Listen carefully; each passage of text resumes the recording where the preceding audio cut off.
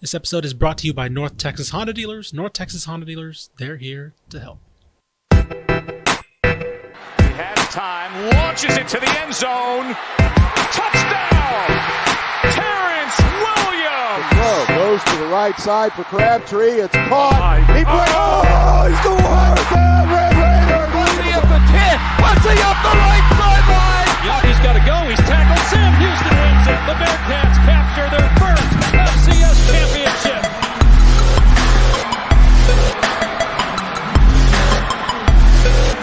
Hello, and welcome to the Republic of Football show that when it heard Texas and Oklahoma were leaving the Big 12, it didn't realize they were taking all their national relevancy with it. It's an unranked Red River Week, so just so you know.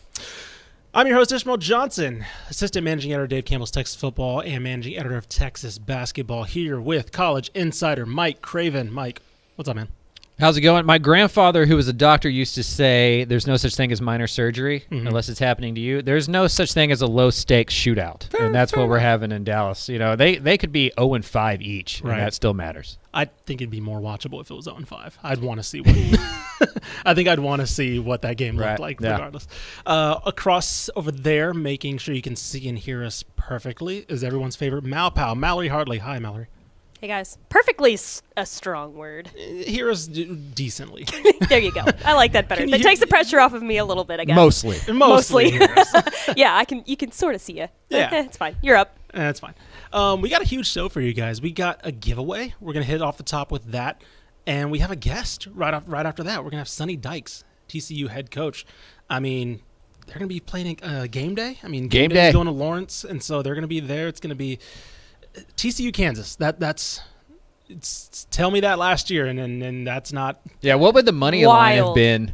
Like plus 3,000 TCU, Kansas, because this is also, it's Red River Week, like we talked about. Yep. It's also A&M at Alabama after an offseason of wrestling promos. And they're not there, which is wild. Yeah. So, as we all predicted, Kansas, TCU, biggest game of the week. Finally, they're giving some respect to Kansas and TCU. No, but seriously, we'll be talking to head coach Sonny Dykes, and we'll get into our rundown of the full week right after that. But first, I mentioned it right off the top. We got a giveaway. Our good buddy Mike Roach over at 247 has a book out. Just came out this week.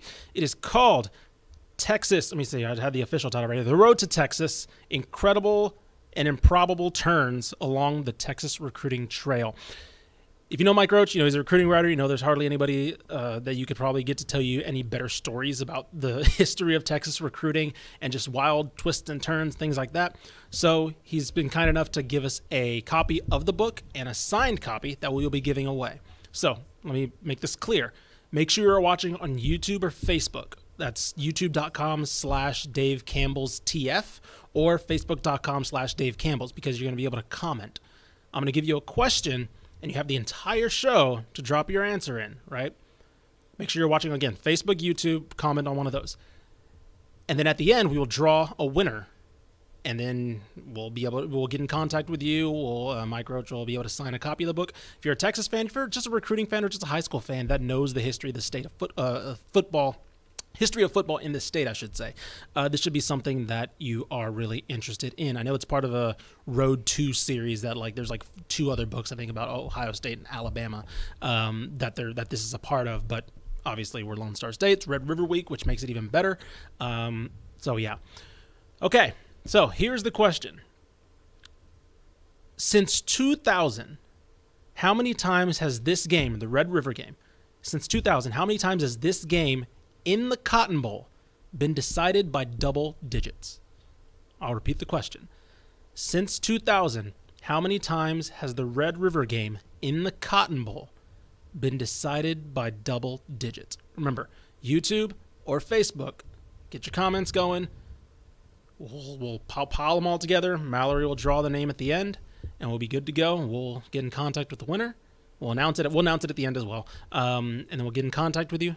And we'll be sending you a copy of The Road to Texas, signed by 247's very own Mike Roach, good friend of ours. I know he's been working on that for a long time now. He was stressing at last year's state about it. Yeah, I'm somebody who has attempted to write 3 different books. Yeah. I get about 40,000 words in, and then I hate it. Because it's like digging a ditch. Sure. You have to come back to it to the same spot Right. every day and just keep going. Whereas writing articles, it's a lot more instant gratification. Oh, yeah. You know, you publish it, it's out, it's 1,000 out. words, you move on to the next thing. So shout out Mike Roach for being able to do that. That's not an easy thing to do. Oh, yeah. So I can't wait to order my copy. yes, exactly. So we all need to order a copy because Mike Roach has a very tangible goal that I don't want to give away, but he has a very tangible goal that we can all help contribute to. So, like I said, we'll be submit your answers throughout the show. You know, we'll have that. Anyway, on the line, we do have head coach Sonny Dykes, TCU head coach, after a huge win heading to Lawrence, Kansas this week. Coach, how are you? I'm doing well. How are you guys? Everything going okay? Oh, yeah, we're doing perfectly fine. Appreciate your time. Thank you so much. Before we get to Kansas, I do want to ask one question off the top. I mean, Max Duggan's somebody who's been around for a while, your quarterback. I thought I had an idea of what he was as a quarterback. And then he loses his job in the offseason after obviously gets it back after Chandler Morris gets hurt. But it seems like this system that you and Gary Riley have has unlocked a new level for him. And my question is, what type of things are you guys doing to bring out kind of an increased confidence in him or decisiveness that I didn't see previously, personally, and I didn't think that he had in him? Yeah, I think one of the things that we always try to do is when we are putting an offense together is say, okay, what is our quarterback good at doing? What's he comfortable doing? And then let's ask him to do that a bunch and not ask him to do things that he doesn't like or he's not comfortable with or he doesn't may not necessarily fit his skill set. And so I think Coach Riley and our offensive staff have done a nice job of paring some things down and trying to allow Max to use his strengths. And Max has a very strong arm. He's a really good runner. Is a big physical guy. He's got good speed. So we can do some things that are pretty unique with him. And to Max's credit, he has really just come on and developed as a player. He's gotten opportunity to get a lot of reps in practice. And truly, he's one of those guys that you walk off the practice field every day and you go, he made 2 or 3 throws today that I'm not sure he could make yesterday. And then you go to the next day's practice, you walk off the field and go, man, he made 2 or 3 throws today that I don't think he could have made yesterday. And so he's just progressing as a player. I think he's getting more comfortable in the scheme. I think his decision making is faster. I think he's playing with a lot of certainty. And and the big thing for us, honestly, he's just done a really good job of doing what we're asking him to do.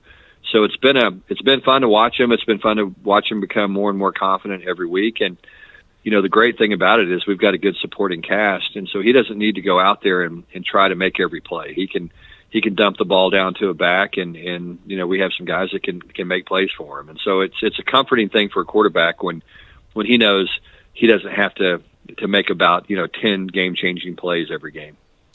Coach Mike Craven here. We appreciate you having you coming on. What I'm curious about, you had played against this TCU team a couple times at SMU. Obviously, you watched a lot of film on them. Were you surprised at how much talent was there when you first got there, or did you kind of know that you were stepping into a locker room that was a little bit more ready-made to win than a lot of new coaches get to in their first year at a new job? Yeah, I knew the kind of players that Coach Patterson had recruited. I knew, we tried to recruit a lot of those guys when we were at SMU. I mean, almost all of them, and so. I knew that they had guys that can run. I think that was the thing that stood out was just the overall team speed. We had some deficiencies, just like any program does. We had some areas where we needed to go out and find some personnel and some guys that could come in and help us immediately. But overall, we knew that there was some talent here. We knew that we just kind of needed to get the guys pointed in the right direction and get them really working together and committed to being good on and off the field. And so, the guys have done a great job. I mean, that's what's been impressive is they've done everything we've asked them to do. They have responded incredibly well to the plan and have been open to doing things differently. And sometimes when you take over a program, those are the kind of growing pains that you have. And so far, our guys haven't done that. Now, again, we have a small sample size. We're only a third of the way through the season. But our guys are playing hard and they're doing things the right way, and it's given us a chance to win every Saturday. You guys are going on the road and playing in a sold-out stadium. ESPN Game Day is going to be there. Kind of a similar situation a couple weeks ago when y'all played SMU. You know, Ford Stadium was going to be packed. Obviously, there's history there between you and the Mustangs and TCU and all that kind of stuff. Does that experience for the team kind of playing above that noise and putting that in the backseat and having such a good performance against SMU, does that help going into kind of this atmosphere where you're going to have to kind of blind out that noise again? I think so. One of the things we talk about all the time, to our guys is the importance of getting off to a good start, in particular on the road. And we did that against SMU. We went up 28-7.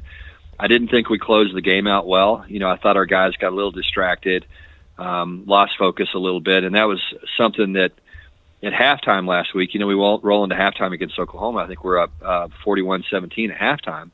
So I worried a little bit about how our guys would respond in the second half, and to their credit, they were talking about that coming up at halftime.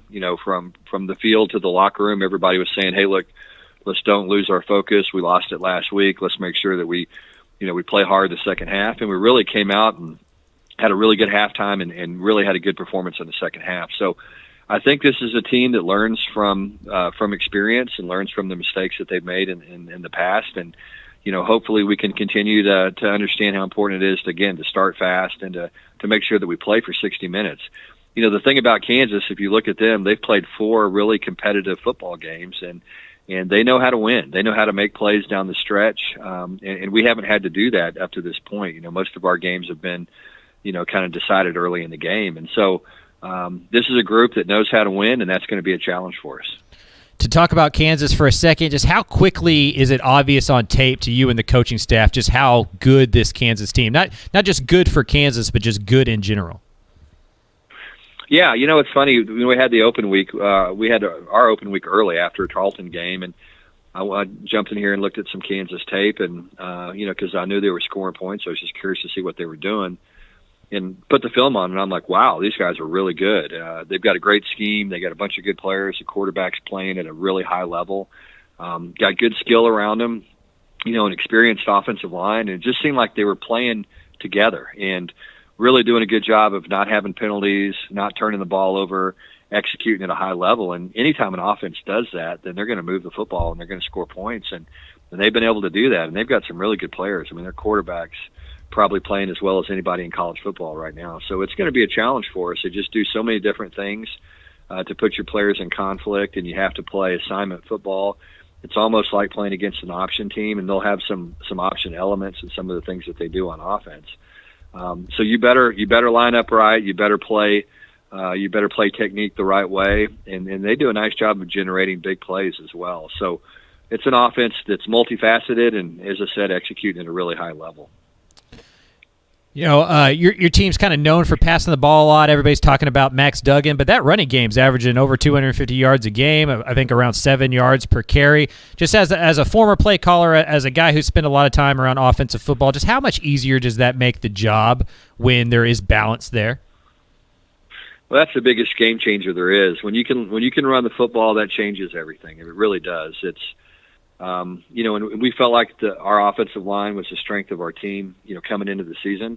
We have a big physical group and a lot of experience. And so when you can run the ball, then it forces defenses to get extra people involved in the run game, which allows you to throw it. And then when you throw it well, then, they've got to walk another safety back and try to play off of you and do things that allow you to run it. And so, when you can line up and run the ball when everybody knows you're going to run it, that's the sign of a good offense, and we've been able to do that so far this year. Now, obviously, we got to do it again on Saturday, and got to do it every Saturday. But that's been, to me, one of the most pleasant surprises that we've had so far this season.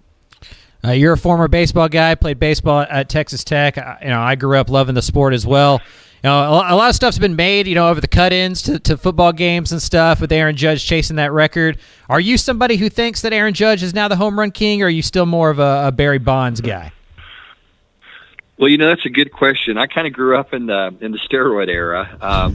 Was playing college baseball in the late 80s and early 90s, and saw the effects of some of that with players, the guys that I played with and guys I knew. So it was an interesting time to be a college baseball time, and a college baseball player rather, and I can only imagine what it was like to be a major league player at that time, just with all the stuff that was going on in the game. I don't know. I mean, that's a good question. It was to me the most exciting time of baseball. I mean, you had some of the greatest players I think that have ever played. I mean, you talk about pitchers and power pitchers like Roger Clemens and guys like that, and then obviously you had the home run chase with McGuire and Sammy Sosa, and then you had Bonds doing his thing. And it's funny, I remember watching TV back then, and they were cutting into Friends for Barry Bonds at bats.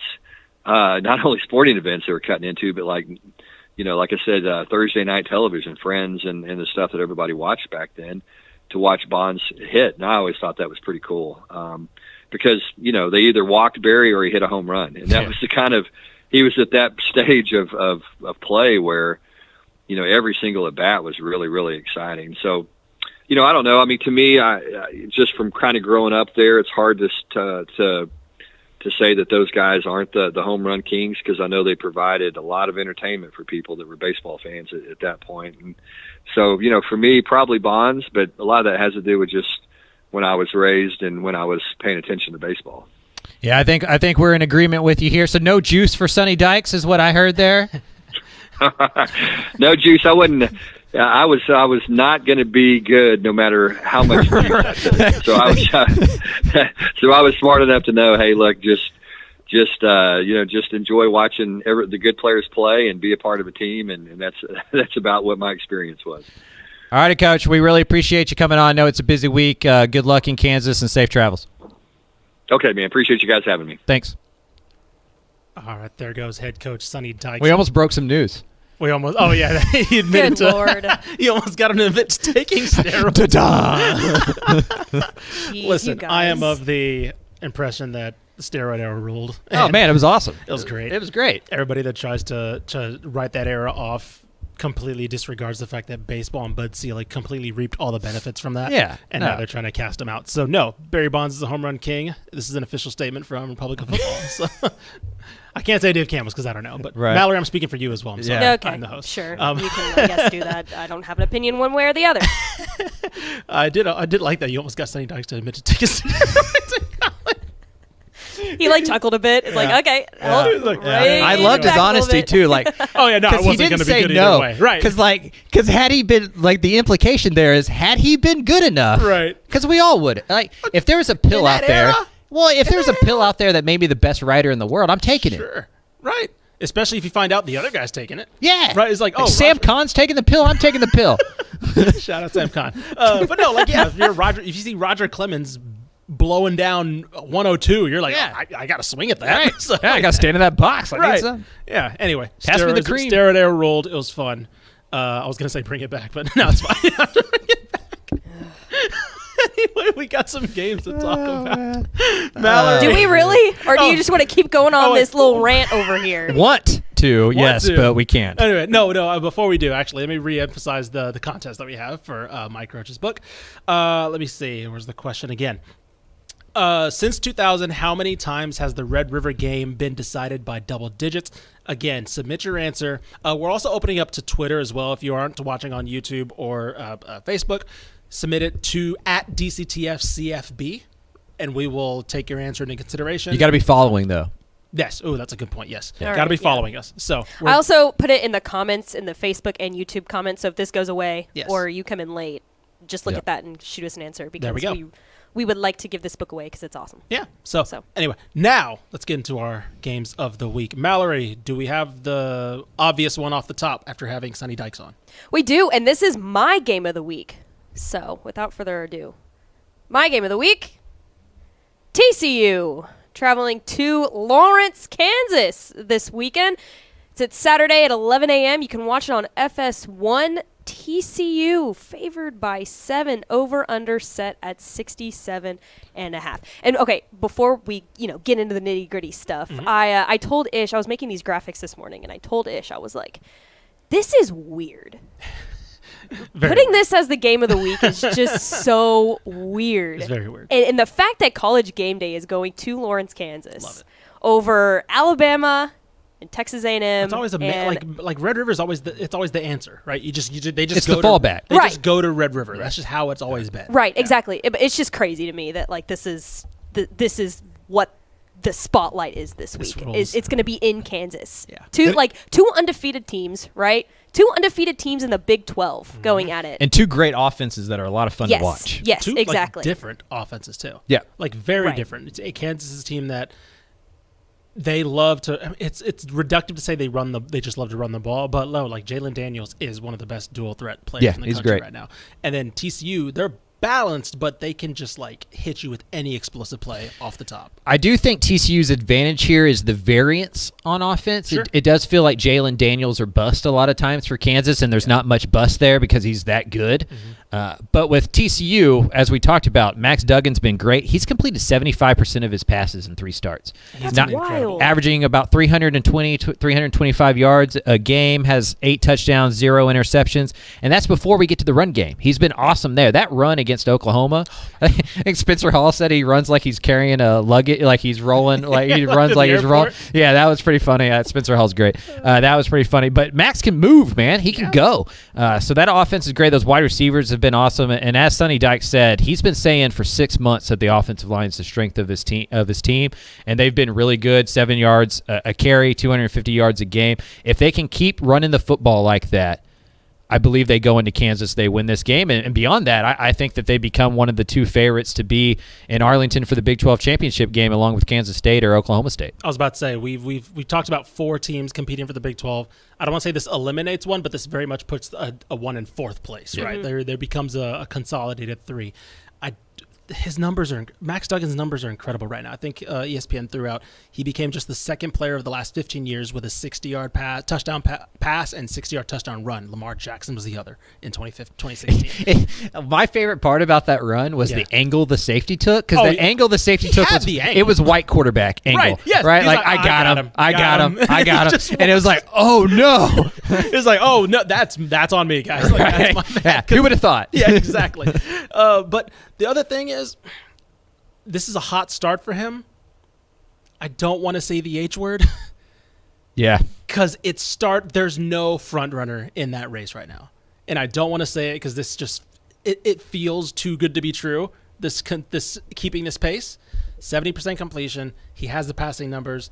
He didn't really miss a game because, he basically started since the year started because of Chandler Morris getting hurt. I don't want to say it, but if things keep going this way, by the end of this month, we got to start saying the H word. Yeah. And I'm going to say it. Yeah. We'll start mailing stuff out. We'll contender. Yeah, we can ride that train. I'm fine with it. That's crazy to think about. It's wild. We thought we knew what this kid was. I know, right? And then he unleashes a whole other beast, and it's like, what? It's amazing what happens when a system fits the players rather than trying to make the players fit the system. Absolutely. That's interesting Weird. that you talk about that. That's interesting. Anyways. Mallory, what's next? That's funny. Anyways, let's move on to Craven's game of the week. He will actually be there. Yeah, Will. Yeah, Will. Texas versus Oklahoma this Saturday at 11 a.m. You can watch it on ABC. Texas favored by only 7, over under set at 65.5. What are you most excited to watch in this game? Since it's such a meh game of the season, what are you most excited to watch? In terms of I don't think it's a meh game. In terms of national relevancy, right? Typically, this is like Big 12 title, whatever. Sure. Right, as but far as that's concerned. Yes, Red River, like you mentioned, Red River's got a lot of always history exciting, and stuff. Right? Yeah. So what are you most excited to see? I think I'm most excited to see if Texas can handle success, if they can win as the favorite, if they can walk into the Cotton Bowl as a team that hadn't won since 2018 and go and win a football game that they're supposed to win. Only 3 players on Texas's roster have been on the field when Texas has beat Oklahoma. So Anthony Cook, Deshaun Jameson, DeMarvion Overshone in that 2018 recruiting class. Yeah. That's it. Out of the 123 players Texas lists on their roster, only 9 of them have ever been on a team that beat Oklahoma. One of those is a transfer that beat him when he was at Iowa State. Yeah. So it's just not a team that's used to success. We've talked about the one possession struggles. We've talked about the 5 losses that they've had when they've had double-digit leads in the second half. The Oklahoma game last year kind of started that narrative. So I want to see Texas go win a game it's supposed to against a rival. Because for me, it's hard. Texas is 7 points better than Oklahoma. I'm not going to sit here and deny it. Right. But the Texas program is not 7 points better than the Oklahoma program, and we're about to find out what is really going on behind the scenes with Sark's team, because on paper they should walk into this game and win by 12 points. Sure. Will they, though? I mean, I wouldn't put my money on it. Yeah, it's a lot. I think it says a lot. One, this depends on,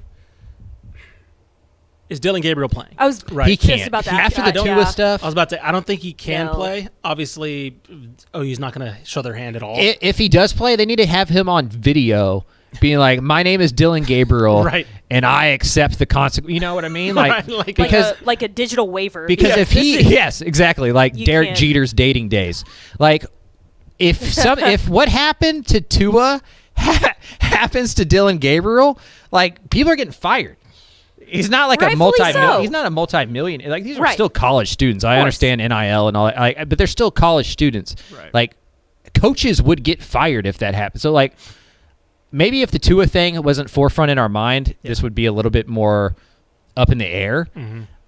But I think after the Tua stuff and just the conversations that have been had the last couple of weeks, there's just no way you can play a guy who was literally out cold on the field 6 days ago. Right. Yeah. I I mean, agree. that hit too. Like, I don't know if you guys saw it, but like his arms were Yeah. straight out. It looked like yeah. a Tua situation. He was unconscious. It was, Yeah, it looked it like a was fencing, yeah, terrifying. kind So of yeah, I agree joints. with you. Like, how do you put him out there after can't. Yeah. a situation like First that? of all, I can't believe we had a Derek Jeter. Did you like that? reference. That was great. Thank you. I'm on a roll. Second of all, this also raises the question of, okay, well, who does OU throw out there, right? Because General I think Booty. we saw. Well, that's the thing. Like he did. I'm a child. Sorry. I think we saw. Sometimes you forget how old Mallory is. I know, right?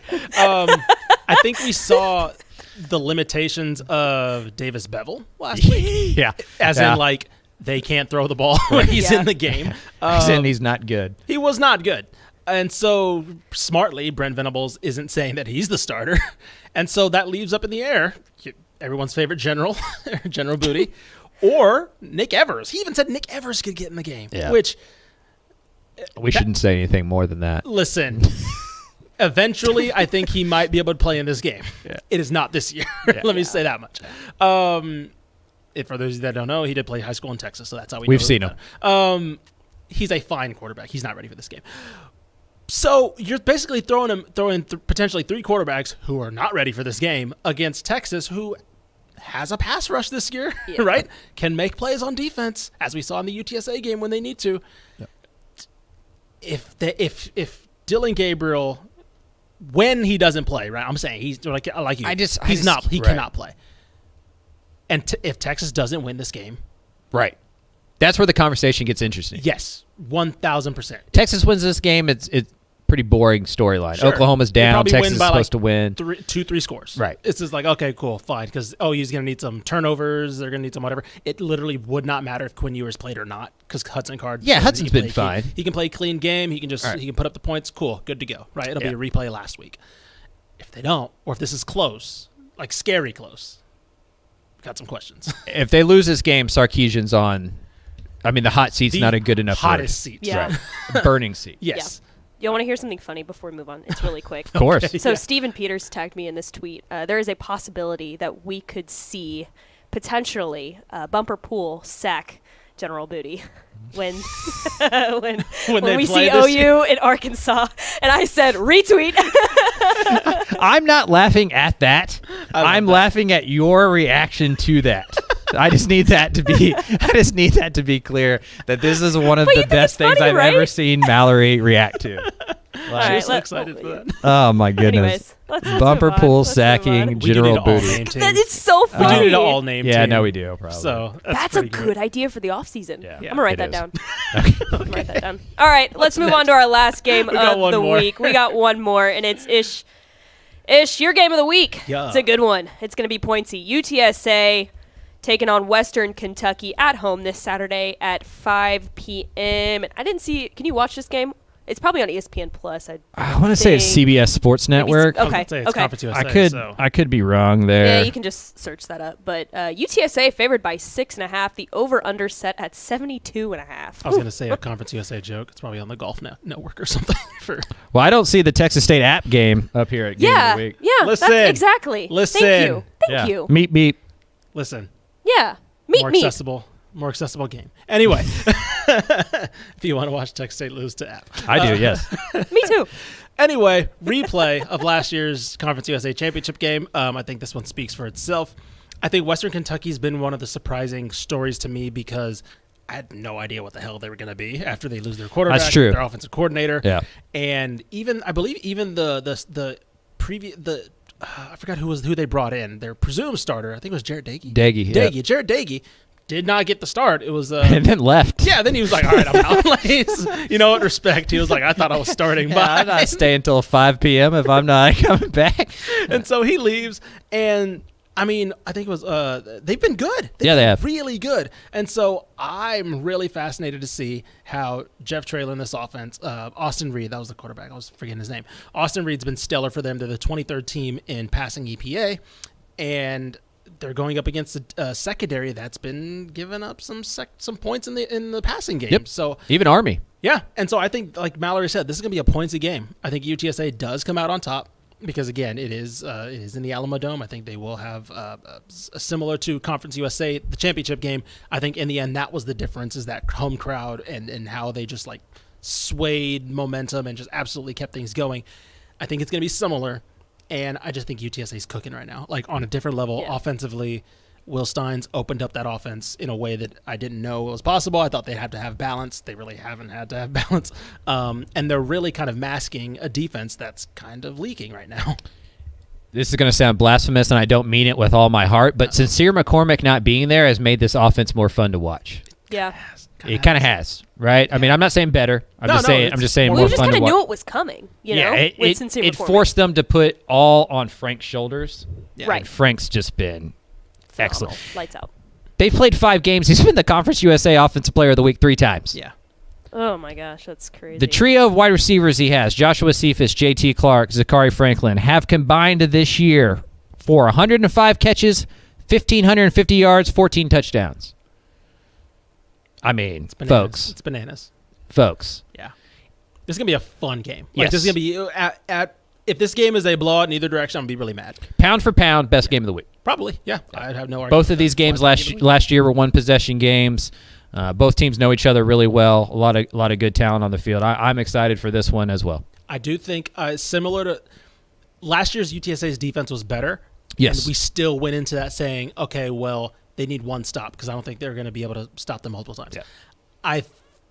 They're worse this year. Western Kentucky's offense may not be as consistently explosive, but I still think it's going to come down to that one play. Yeah, first 1 to 40. First 1 to 40, and similar to both games last year. First defense to make a play, right? Get Austin Reed to turn the ball over. That might first team to trip up on a drive. I think that's. I will say this: UTSA lost the turnover battle last week 3-0, and still won by 15 points on the road against a team that just beat Miami. True. Very true. They're rolling. Yeah. They're really good. If they can stay out of their own way. Mm-hmm. I do think this could be a sneaky type blowout situation. Yep. Yeah, agreed.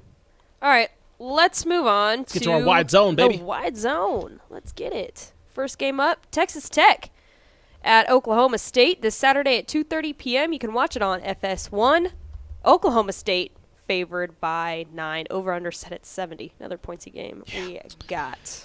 8 turnovers in 2 games for Texas Tech on the road. They're 0-2. Yeah. 4 turnovers in 3 games at home. They're 3-0.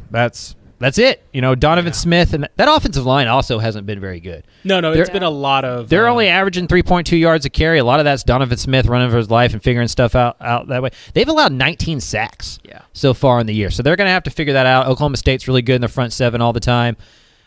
Oklahoma State did beat Baylor last week, but Baylor created some of that on their own. I just don't trust Oklahoma State to just be good week in, week out. They're always weird, right? Yeah, they're always like good for 1 or 2 just really weird performances. This may be one of them. I'd imagine Texas Tech starts better on the road this week than they have the previous 2 road games, just because I know for a fact that's been an emphasis in Lubbock this week. Sure. No, I agree. I think that it's concerning that the biggest thing for Tech was how they perform on the road, and then they have back-to-back really crucial road games to start off October. So I'm going to go with Oklahoma State as well.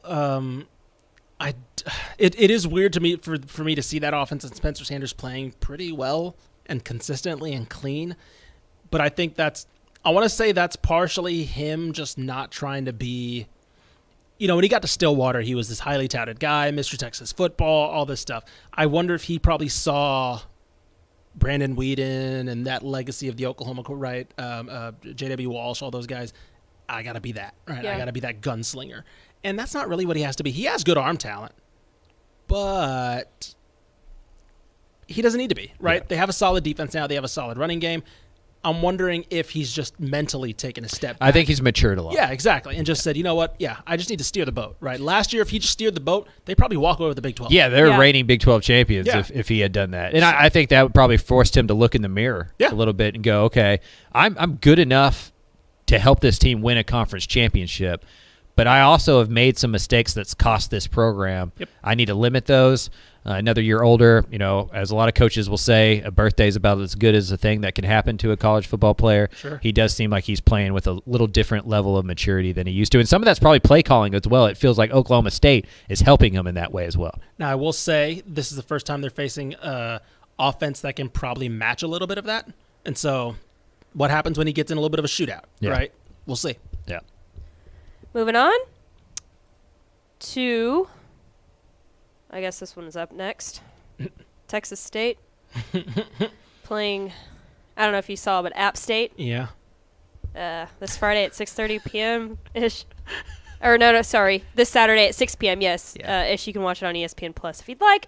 Yeah. App State's favored by 19. The over-under set at 55 Hey, and a half. I want to, I have a trivia question. So Texas State's having their annual, it's a family weekend, so it's big crowd expected, all that stuff. They're having their blackout game. Like for the TV? That's a great comeback. That was a good one. I was actually going to go something else. That was really good. That is really good. Thank you. Trivia question.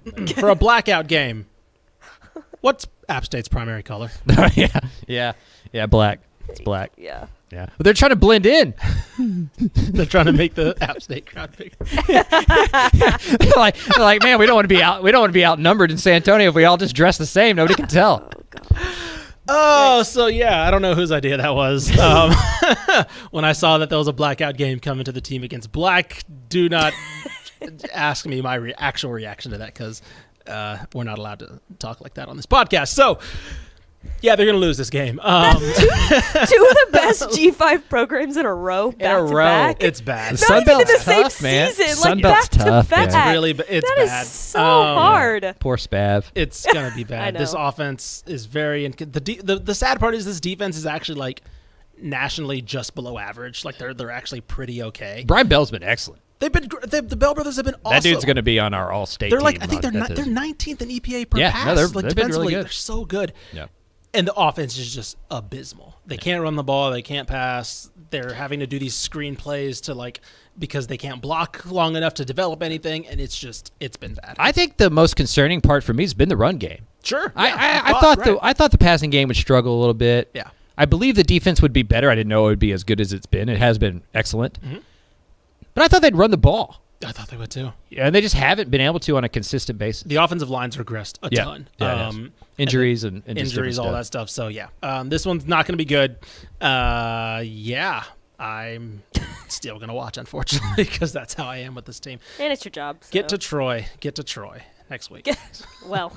They're not bad either. Listen, listen, dude, I don't know what to tell you, man, but look at the rest of your schedule. It's probably going to be pretty tough. I'm fishing here, okay? Just get to Troy. We'll worry about the game after that. After that, just get to Troy. All right. Moving on. Let's go east. Houston at Memphis this Friday at 6:30 p.m. You can watch it on ESPN 2. Memphis is favored by 3. Over under set at 57.5. Houston can't be this bad. What's your read on this game? Like, what is your read on this game at all? Like, I mean, I'm taking Houston in the points, just because in my head Memphis is favored by 3. Sure. In my head, Houston can't be this bad.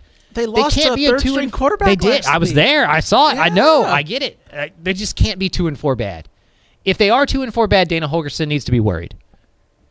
Because the 2021 season eliminated a lot of the Dana Holgorsen question mark stuff in Houston. Sure. He had 2 losing seasons his first 2 years. And then the first one was that weird redshirt punt of a season. Yes, where he, when Derek King bounced. He did the SMU thing, right? He was the first one to do it, which is why this story has been so weird. Shout out Joe Hoyt, who put out a story that everybody just took completely the wrong way and ran with it. Right. By the way, that's a tangent. It's been happening for years now. It just usually, it's like the quiet quitting. Right. Quiet portaling has been happening for generations All now. Joe did was report it, and everybody's like, oh, my God, there's a chaos factor at SMU. It's like, no, it's not. Anyway, Dana actually did that. What people actually think that SMU did. He actually was like, Derek King, my star running back, my star We're receiver. tanking now, baby. All redshirting. Yeah. I can't believe Houston's 2-4 bad. Man. What's tough about doing a magazine is it locks you into some opinions that are hard to give away. You spend a period thinking about it, offense, defense, trajectory, special team. I mean, all of it. And you're just players, like, all this stuff. You're like, there's talent. Yes. They're still the team that went 12-2 last year that beat Auburn. I mean, I guess that doesn't look all that great either in a bowl game.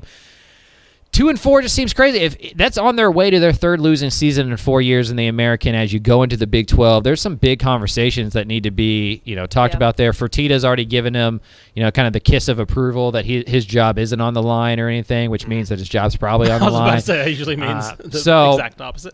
Yeah, once the newspaper starts speculating about that and starts quoting your biggest donor, folks, it's coming. So this is a big win for Houston, or a big game for Houston. If they can win it, maybe they can right the ship, get back into contention in a wide open American and figure this thing out, salvage the season. If they lose it and it's 2-4, it feels like that thing's already being held on by a thread. It feels like the locker room's going to defect. It feels like the fan base is already ready to kind of give up on the year. You got to win this game if you're Houston. You just have to. I agree. They have to. I don't think they will, unfortunately, because Memphis is they're fine now. They're 4-1, but they still aren't that impressive to me. Here's the thing: Major Applewhite was fired for 8-5. Yep. Yeah. And there was a donor that I don't know if was it a donor or a president. I couldn't remember who said the infamous quote: "Houston's better than 8-5." Yep. President. Yeah, and it was like the standard is above 8-5. If they lose this game,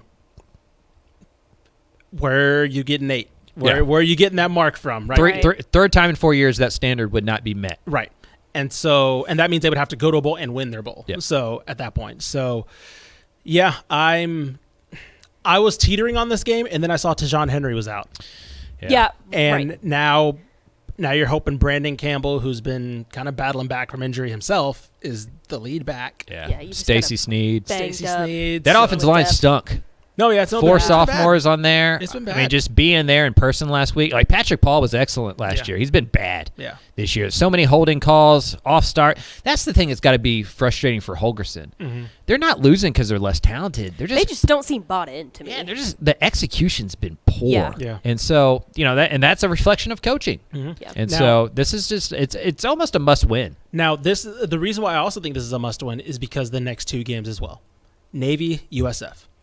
Those are I was about to say if you don't win those games, that's a problem. Sure. It's a massive problem. Right. But if they win this game, they should roll to 3 in a row heading into SMU. Right. Be 5-3. 5-3, then you're like, okay, cool, we're holding on to something here, right? That's what makes this game more crucial to me is because now you have something to roll through October with, and then you start November with a banger against SMU, and now you can really turn your season around. What a locker room does in these kind of back against the wall games will tell you everything about how they're bought into the coaching staff. 100%. Yep. Because if they're bought into where this is going and they take responsibility for it, they're going to come out and play a really good game against Memphis.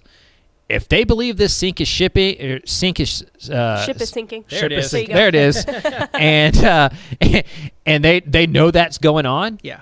They're going to lose this game by 15 points, and it's going to be that okay, they're done. I wonder how much of that's a good point because I wonder how much of this was maybe them feeling themselves a little too much. Because you look at that early schedule, right? UTSA, they're cool, but we're definitely more talented, right? Texas Tech, new coach, whatever. Kansas is Kansas. Rice is Rice, right? Tulane, a lot of those are games that we would mark as WWWW for all of them. And so I wonder if they bought into that a little bit. Mm-hmm. What's the line if UTSA and Houston play again? UTSA -3. Yeah. I think it's -3. Yeah. So, yeah. Which That's wild. says a lot. That says so. That By says the a way, lot. I would take that on the road as well. Yeah. Yeah. For sure. Yeah. I take it on the moon. Love it. All right, 2 games left. Let's get rolling. UTEP traveling to La Tech this Saturday at 6 p.m. La Tech favored by 3. The over/under set at 52.5. I think this is a close game, but I think this is a very winnable game for UTEP. Oh, 100%. Here's Very the, winnable game. Here's the concern for UTEP. I'll start with the bad news first. Mm-hmm. They've played 6 straight games, and they're worn down. Yeah. Yeah, Yeah, that's a Because good they point. started week 0, and they haven't gotten really a good bye point. yet. You're on the road for a second straight time. They went to Charlotte. That's a long travel trip from El Paso. They finally got the Eastern time zone off their back. They won a game. But now they got to come 2 hours back. Yeah, now they got to go back and then back, you know, Right. and so like it's a lot of travel on your 7th straight week of playing. You're not an incredibly deep team anyway, so this feels like a battle of attrition for UTEP. If they can show up healthy and ready, they're more talented than La Tech. They should be able to win this game. However, they could be out with a couple guys. There's a couple guys banged up that haven't been announced whether they're going to play or not, and so it could be one of those things where La Tech's not playing a UTEP team that's at full strength, and this is already an even enough game to where that could be the difference. Sure. Yeah, I kind of agree. I will say I think so. Their bye week's next week. Yep. I think Dana Dimble's just going to say, just Give plow it your through. all. Yeah, Yep. just one more. Yep. One more. I know they're probably, like you mentioned, they're running on fumes. I mean, this is the right opponent. La Tech's not very good. That defense is horrific. I was about to say their running that defense. run defense is almost last in the FBS. Yeah, they're It's 1 of bad. 6 in EPA per rush. We know what UTEP wants to try to do. They want to try to They're win gonna run. ugly. So I think Yeah. that they're going to be able to get some things done. I wonder. It's going to be about that wear and tear on the offensive line because again, we know how they want to play this year. Yeah. And if they can control the clock, control the ball, get their defense some rest, I think they'll be okay. To me, it's just about, does that offensive line wear down? Can they sustain that pressure on offense, or do they burn down too? You tell me how many attempts Gavin Hardison has, I'll tell you if they've won or not. Yeah, if that's a great point. if it's under 20, UTEP won. Yeah. If it's over 20, This is a game you can look at the box score and be like, all right, Yep. I know I got a summary. Yeah, don't show I got the a good score and just summary. look at Look at the box score. because it does feel like kind of a, I mean, I hate being this guy, but it kind of does feel a little bit like a must-win to get back to a bowl game because, like, if they lose this game, they'd have to get 3 of FAU, Middle Tennessee, Rice, FIU, UTSA. FIU and FAU should be wins. Sure. But Rice is really good. UTSA also really good. Middle Tennessee State, you know, they beat Miami. They can't be that bad. So this kind of feels like one of those like bowl or not bowl type Start situations. to lose your room to maneuver a little bit. So. Yeah. Margin of error gets really, really small if you lose this game. Yep. All right, let's close it out. Texas A&M. let's just power through this one. Texas A&M at Alabama this Saturday at 7 p.m. If you want to watch, it's on CBS. Alabama's favored by 24. I have The to. over-under at quote one of my 51 and favorite a half. movies. To quote one of my favorite movies, y'all want to see a dead body? You know what's really interesting about this game is back in July, I thought I was going to be talking Adam into letting me go cover this game. That's how big of a game I remember thought it you was gonna saying be. that. I thought that's how big of a game this was going to be. Yeah. Now it's last on our rundown. Because we forgot about it. Well, yeah. That's literally why it's last on my rundown. Thanks, Mallory. Because I forgot to even put it I on the did too. paper. I did too. I was literally putting in the lower third here because I Right. forgot. And I was like, oh, yeah, that But I exists. forgot to put it on the list I sent you yesterday, like the email We list. both forgot. It's And fine. We both forgot. yeah, it's just Ish forgot wild how quickly college football can change. Yeah, it's crazy. Yeah. All right. This line, by the way, started at about 17 and a half. Yeah. And has risen Just- 10 points. Wow. How? That's almost unheard of. Yeah. This is. What can we say about this? Like, listen. What are you going to look for in A&M? Yeah. If you're an A&M fan, Sure. what are you going to look for to at least pull something positive? Spin this in a positive way. Offensive competence. Yeah. Great point. Haynes King may be the guy again this week, depending on what's going on with Max Johnson's health. Last week, he exited the game there in the second half against Mississippi State. Maybe you see if Haynes, after he's been on the bench a little while, can be rejuvenated, figure some stuff out. Maybe that offense gets a little bit more creative because Jimbo's heard, everybody, including us, talk about how bad he is at offense right now. Maybe they dial up some trick plays, get back in that Florida State playbook from 10 years ago, dust some stuff off. I think you just want to play it close and try to surprise people like you did last year. We got to remember this Texas A&M team had lost to Arkansas and Mississippi State going into that game against Alabama last year that we didn't think they had any chance of. I think the line was around 20 points there too, and they pulled off a shocker. So in the SEC, you have to feel like your talent is enough to be in any game. Mm-hmm. As we've talked about, Texas A&M has the 5th most talented roster in the country. It's not like this is Vanderbilt versus Alabama. Right. Alabama may be without their quarterback, and Jalen Milroe is pretty much a one-dimensional guy right now. Big fan. Watched him a lot at Katy Taylor. But he's more of a runner than he is a passer at this point in his career. So if you're A&M, you hope the defense shows up. You play it really tight, and you kind of do what Texas did to Alabama, where it's 20-19 late in the game, and you just hope your field goal kicker can get into range late. And that's really all you can do right now. Yeah, that's basically it. The other hope is that you can maybe make a freshman Jalen Milroe make mistakes, right? Because it's not a guarantee that Bryce Young's probably not going to play. Jalen Milroe looked athletic in this last game, right? Still kind of raw as a passer, but I think Craven, you covered him at when he was a Texas commit, and considering Texas, you know how athletic he is. Yep. So Alabama's offense is going to adjust itself and probably look way different than it would with Bryce Young. So that's kind of what you're kind of hoping, is forcing a young quarterback into making mistakes and then capitalizing that way, putting your offense in. If you're the defense, you got to know what you got to do for your offense, right? You got to kind of put the ball in good field position and ask them to kick field goals or have short fields, basically. I was on a radio show in Atlanta yesterday. Yeah. Big shout out by me. That was a plug. I was about to say. Just how awesome I am. No, I'm sorry.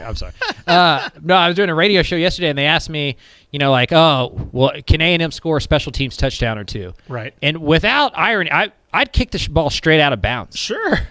Because even if they start on the 40. I was about to say, you want to give it to Devon Chain or not? Right. I'm just taking the penalty and be like, good luck. I mean, if y'all can drive the ball 60 yards each time, fair on us, but I'm not kicking it to that guy because he's the only one that can hurt me. Right, exactly. So I agree. They just punt it just straight sideways. Yeah. That's what you got to do. Onside it. Yeah, just onside it every time. Someone take one for the team. All I'm going to say is they're lucky that Bryce Young isn't playing, because if you don't think Nick Saban has last year in mind and everything that Jimbo Fisher said in the offseason, he's going to be restrained by his own quarterback of what he can actually do to A&M this weekend. Yeah. So they got dudes everywhere at every position. Exactly. And if they had their Heisman Trophy winning dude getting them the ball, it would be even worse. Very bad. What do you think the line would be if Bryce Young was playing? What was it last year? I mean, I thought last year was huge, which is kind of why it was unnecessary. Last year was like 22. I think it's less than it is this year. It might be like 24 if Bryce Young was playing. So it might get into the 30s. That still says a lot. Yeah, that's crazy. They're favored by like 26 points. The over and under is only 51.5. Right. Yeah. To do that quick math, they're expecting about a 38-12 football game here. Yeah. And that seems generous. Yeah, it really does. Yeah. Anyways. Yeah. A&M's going to win by 3. I was about to say, after all that, it's going to be last year again. Because this is what A&M, which, by the way, would be the most entertaining outcome of college football this year. 1,000%. If this A&M team beats Alabama, and the conversation's like, does Jimbo Fisher have Nick Saban's number? Just bring it all. Does Jimbo need to hire an offensive coordinator? This is one of those This is one of those games that, no matter the way it goes, the narratives are awesome. Right. That's fair. Yeah. The storylines are just tremendous. Yeah. What's the streak for Alabama home wins? Isn't there a large streak? Oh. It's at Alabama. They don't lose. Yeah, they don't lose at home. They don't lose at home very much. They lost to it's probably, I would imagine it's the Joe Burrow LSU. I think you're right. That was the last time. I think that was what 2019. So they took the greatest offense in college football history. Yeah, and before that it was Manziel. Right. Yeah. Right. It's not likely to beat Alabama. And they don't got Johnny Manziel. You need Cam Newton, Johnny Manziel, Joe Brady. Right. I don't include Haynes King or Max Johnson in that category. No. Shockingly. You can direct your hate mail to @CravenMike. Yeah. Right. All right. There we go. Before we close this out completely, I do want to mention that we've got 4 teams that are sort of idle, I guess, this week. SMU, they're playing tonight. They're playing UCF. That game was moved from last Sunday to tonight because of the hurricane. I believe it's at 6:30, probably on ESPN2, I believe. Yep. So I think make sure it to tune into 6. that. 6. Okay. Craven's going to write up a game on that, so be on the lookout at TexasFootball.com for that. Baylor, North Texas, and Rice all on much needed bye weeks. And I forgot I was working tonight until right now. You're welcome. You are so Thanks, welcome. Mallory. I almost it's not like I would have done anything. All right, that'll do it for us. By the way, we have not had the correct answer We have some No, comments. we haven't. We have not had the correct answer. So we're going to extend this to podcast listeners. I'm We have had disappointed. answers. And I'm going to say it one more time because people are getting an answer. It's not the right answer. Listen to the question or read the question again. Since 2000, so counting 2000, how many times has the Red River game in the Cotton Bowl been decided by double digits? Do your research. We will do this. We'll extend it to podcast listeners now. So if you're listening to this after the fact, let's announce the winner Sunday in our recap show. let's do it. All right, let's do it. good. Let's do it. We'll extend it. So like I said, we're Good extending it idea. to podcast listeners too, Spotify, Apple, all that stuff. If you're listening to us after the fact, you can be in on it. Congratulations for listening all the way to the end because you probably didn't. If you're at the beginning, you're like, well, I can't wait Gotcha. now. But so answer that at DCTF CFB with your answer, and we'll put you all in a big pot. And Sunday, during the recap episode, after we talk about Red Great River, idea. which I'm assuming we'll just talk about off the top just because it is Red River, Craven will be there too. we'll announce the winner. So there you go. So to all you guys that did comment, close. I see some close answers. It's not quite there. Read it carefully. So with that being said, we have interviewed 12 of the future 13 FBS head coaches. Shout out Sonny Dykes for coming on, re-upping his. Yeah. Who's the next one we can get to be the second coach? It's second time because he's the first. Whoever's on college. Really, anybody except for the one you're about to talk about. With that being said, Jimbo Fisher, give us a call, please. Sonny Dykes already lapping you. What's up with that? All right. And, of course, go Rutgers.